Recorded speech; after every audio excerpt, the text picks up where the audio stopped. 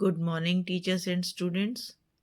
Welcome to Study with Preksha 5483. आज हम आपके लिए लाए हैं कक्षा 6 सामाजिक अध्ययन में से सामाजिक और राजनीतिक जीवन की वर्कबुक अध्याय 9 शहरी क्षेत्र में आजीविका।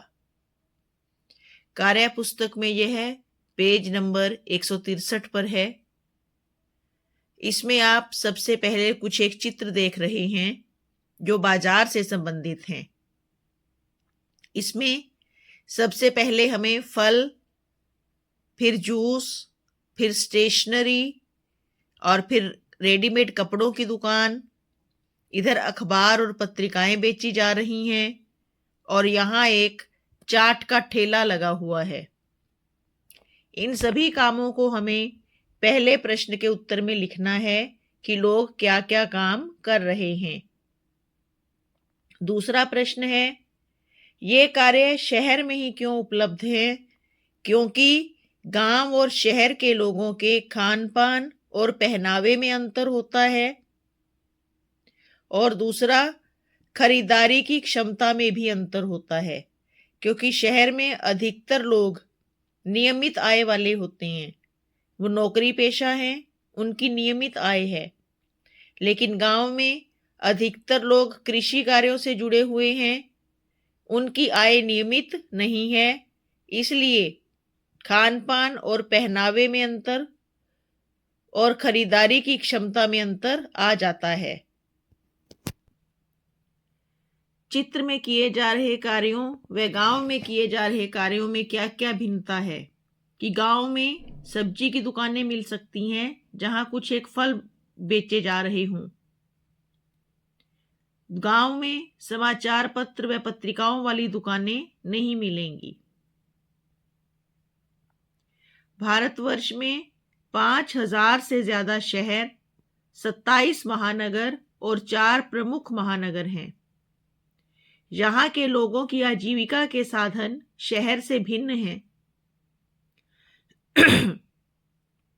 यहाँ लोग कृषि के अतिरिक्त अन्य कार्य जैसे व्यापार में, सरकारी दफ्तरों में, ऊंची ऊंची इमारतों के निर्माण में, फैक्ट्रियों और कंपनियों में काम करके आजीविका चला रहे हैं।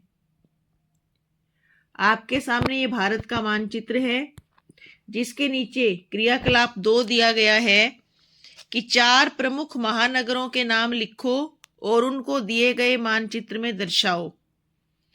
उनमें अलग अलग रंग भरो जिनमें ये महानगर हैं।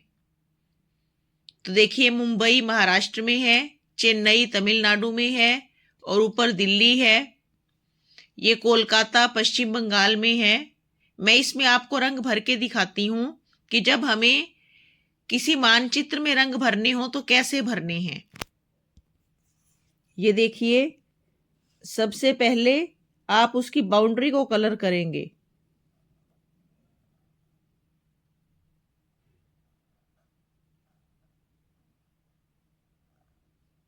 और फिर बाहर से अंदर को रंग भरेंगे।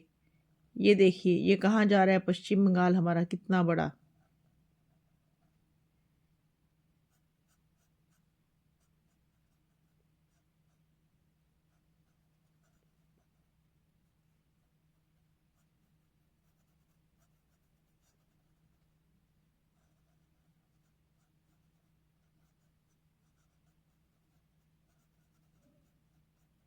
हमेशा बाहर से अंदर को रंग भरिए।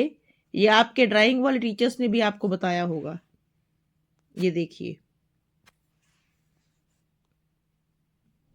अंदर को स्ट्रोक्स लगाइए। ये जो संकरा इलाका है, इसे ही चिकन नेक कहा गया है, जो सीमा पर एक विवादित क्षेत्र बन गया था।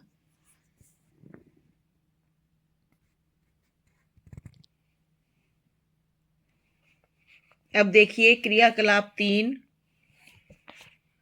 अपने शहर के किसी प्रमुख उत्पादन का नाम लिखो और बताओ कि उसे किन किन शहरों में भेजा जाता है। तो हमारा शहर है यमुनानगर। यहाँ बहुत बड़ी बड़ी इंडस्ट्रीज हैं जिनमें बर्तन, सैनिटरी फिटिंग का सामान, भारी मशीनरी, प्लाईवुड, चीनी और एथेनॉल बनते हैं। और ये सारे भारत के लगभग सभी बड़े शहरों में भेजा जाता है। क्या कारण है कि एक व्यक्ति दूसरे को रिक्शा में बैठाकर उसका बोझा ढोता है? इसका कारण बेरोजगारी है। कोई अन्य काम ना मिलने पर विवशता में एक व्यक्ति दूसरे व्यक्ति को रिक्शा में बैठाकर उसका बोझा ढोता है।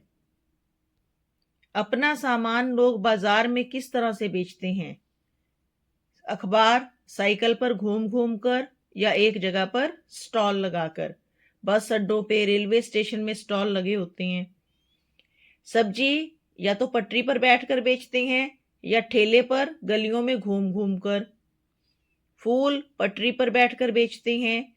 रेडीमेड कपड़े पटरी पर, दुकान में, और अब तो साइकिलों वाले और रिक्शा वाले अपनी अपनी गाड़ियों में सामान रखकर गलियों में भी घूमने लग गए हैं।